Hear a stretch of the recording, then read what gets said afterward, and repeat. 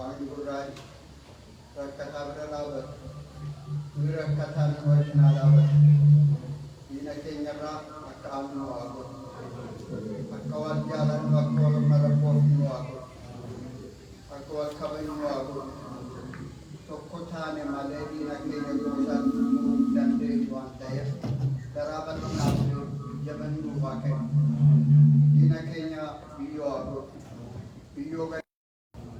berbeda delegasi Bangladesh ulunu fayan wakil paggalos kini mobiya kini seperti sumara kagirano mo ako anani hamdi sa mo agay utamu aje ini bisa itu sama anu cedekan sinabulju abul cedekan ya tahu andi ke senaga tahu kaya tangga kaba ayah kaba berkata ba Rabbi to kusinagol yare to kongoba yare to kongala Rabbi sina ebis kita balas ni faken Rabbi wo sina dan desisu opsa ni faken dan desi ni faken poliopsa polidoksa polgorsa polinjirata akasiti pina moni Rabbi kasiti to kumaka sini ajisu atas menjadi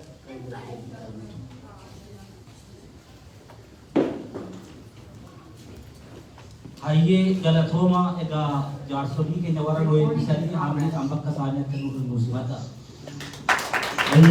ulfaata keessoo keessan irratti nuuf deebi'a mabileedhaan nu deebisa.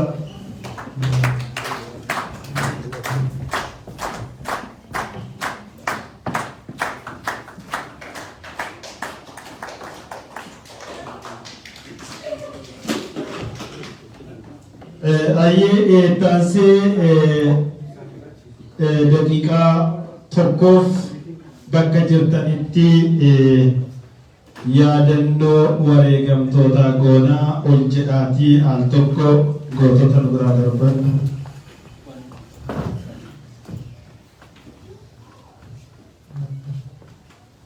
एगा yeroo jaallan keenya warra wareegamanii sadarkaa har'a Oromiyaa keessa jirtu Oromiyaa kaartaa Oromiyaa jiru sararaan dhiiga isaaniitiin yeroo isaan yaadannu borummoon nuti maal gochuun nurra jira dhaloonni itti aanu maal gochuun nurra jira jechaa yaadaa gootota keenya haa yaadannu dhiiga isaaniitiin kaartaa Oromiyaa jirtu nu sararan. Ayyee galatoomaa ta'a.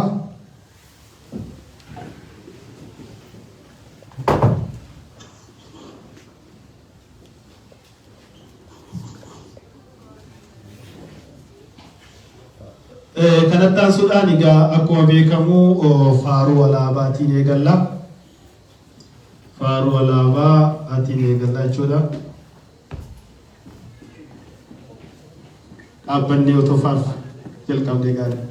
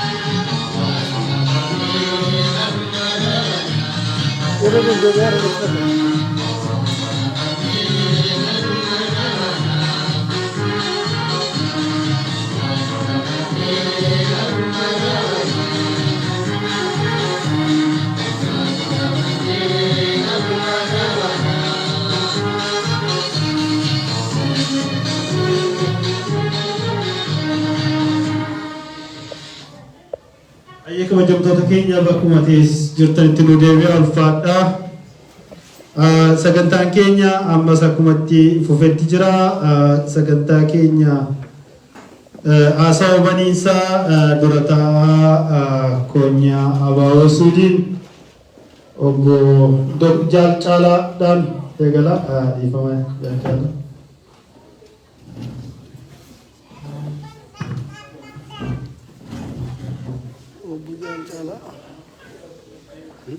Obbo Jaal Caalaa.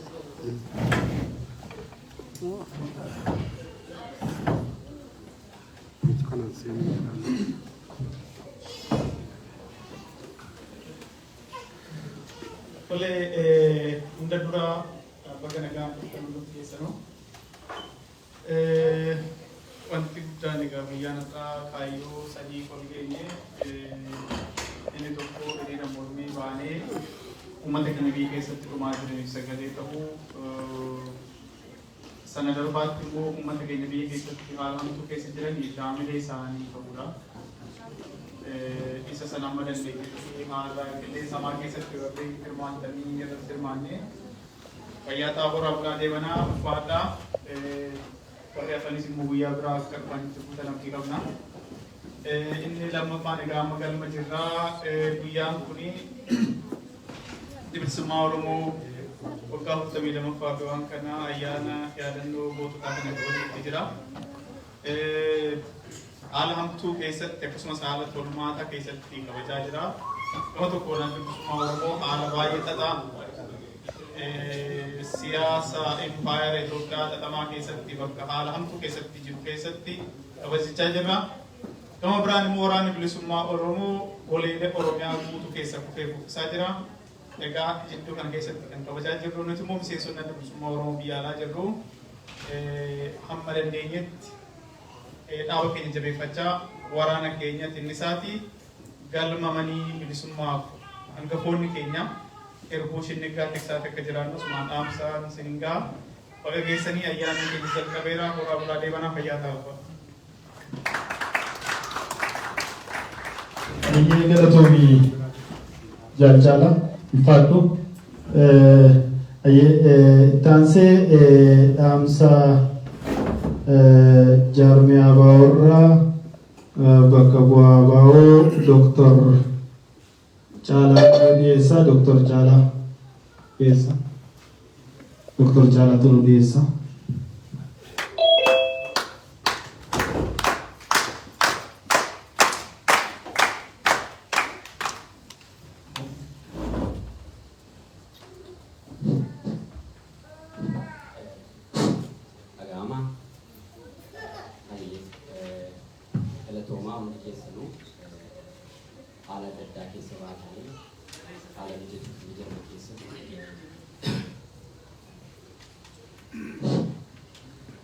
haala mijatuuf haala mijanne keessa baatanii har'a asitti warri wal geenye ganamas waliin warri sagalee uummata Oromoodhaaf taane hundi keessanuu uummanni Oromoo hawaasni Oromoo miseensonni adda bilisummaa Oromoo hoogganni duraanii adda bilisummaa Oromoo fi hoogganni ammaa kan konyaa adda bilisummaa Oromoo siitiin hundi qophii kanarree warri qopheessitan haadholiin addanaa nu gidduu jirtan obbolawwan nyaata waan hunda qopheessitanii kan sadarkaa kanaaf sagantaa kana geessisan galanni isiniif haa ta'u jedha.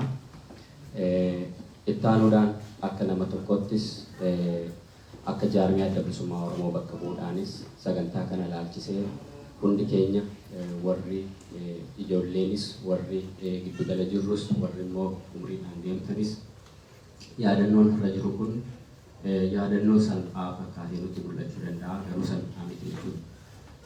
Waggaa 42 dura kaayyoo itti Oromoonni haqaa Oromoonni yeroo sanatti haala Oromummaa haa turuuti har'allee hedduun keenya irra gahuu kan hin dandeenye hubannaa fagoo warroota sammuun isaanii akka malee dhifeef warroota jenereeshinii dabarsanii arguu danda'an dhaloota hedduu irra dabarsanii mul'ata arguu warra danda'antu shiftaa harkatti kufee jechuudha. Shiftaa harkatti kufuun isaanii kunuuf garuu carraa ta'e jechuudha. Shiftaa sana jalatti kaayyoo dabarsanii laachuurra of dabarsanii laatan jechuudha. Kaayyoo amantaan wal hiruu, kaayyoo dhagaan wal hiruu, kaayyoo Oromummaadhaaf qaawwaa ta'u gochuudhaaf jecha lafee isaanii shiftaadhaaf barahaadhaaf dabarsanii kennan jechuudha. Har'as immoo kan nuti yaadannu yaadachuuf qofatu hin taane kaayyoo isaaniitti wareegaman sun har'allee shiftaan kallattii adda addaadhaan akaakuu jijjiirrate malee kaayyoo isaan wareegamanii har'allee shiftaa harka jira jechuudha. Shiftaan irraa hin hafne jechuudha. Akaakuu jijjiirrate bara jijjiirrataa maqaa jijjiirrataa garuu kaayyoon Oromummaa cabsuudhaan diinni ba'uu fi shiftaan ba'u yeroo hundumaa baay'ataa babal'ataa jira jechuudha. Kanaaf har'as haalli nuyi keessa jirru uummanni keenya bakka tokkotti maneedhaa tokko keessaa halkan tokkotti gadi yaasifamee 20-30 ajjeefameetu akka sareen illee gadi akka qabdutti yeroo duutu haala hedduu keessa dhaabbannee inni kaan diroonii kana yeroo dhumu kanaaf nun seenaa qofa qabanyatuun taanee har'allee madaa guddaa qabnaa jechuudha. Kanaaf ergaan koo inni guddaan akka adda bilisummaa Oromootti uummata Oromoo guutuudhaaf uummata Oromoo siniin jiruuf qofatu hin taane fagoos dhiyoo jiruuf tokkummaan keenya lafeen ittiin haga ammaatti tokkummaan keenya dhaabbatee as ga'e kun har'allee lafeen harca'aa jiru sun hunda keenya mana keenyatti yaadatamuu qaba. Yaadatamuu qofas immoo otoo hin taane kaayyoo sanaaf waan nurraa eegamu haa xinnaatu haa guddatu ba'uu qabna. Kaayyoo sana galmaan ga'uudhaaf dhaabbachuu qabna. Amanamuu qabna. Waan xixiqqaadhaan hiramuu hin qabnu isa jedhudha. Ammallee hojii guddaa fuuldura keenya jira. Dadhabuu hin qabnu, nuffuu hin qabnu, abdii kutachuu hin qabnu. Uummanni keenya biyya jirus kana beekuu qabaa jechuudha. Haamlee godhachuu qabaa. Kanumaan siniin jedha galatoomaa galanni keessa kun bilisummaa haa ta'u jedha galatoomaa. Ayyee Dr. Caalaa guddaa galatoomii namileen amma akka isaatti nu simadda. Kanatti aansuudhaani akkasumas barbaachisummaa jaarmiyaatii fi naamusa qabsoo bilisummaaf godhamu irratti muuxannoo addunyaa fi kan Oromoo kan jedhu hooggana keenya duraanii namoota adda bilisummaa Oromoo hundeessan keessaa Jaalxaa Habdii miseensa shanee gumii abaaboo duraanii har'a karaa zuumiitiin waan nutti himu isaan irraa dhaggeeffannaa jechuudha. Barbaachisummaa jaarmiyaatii fi naamusa bilisummaaf godhamu muuxannoo addunyaa fi kan Oromoo jechuudha. Isaan kan beeksisan Dr. Dagafaa Tuchooti. Dr. Jaallattaa hojii nu beeksistu.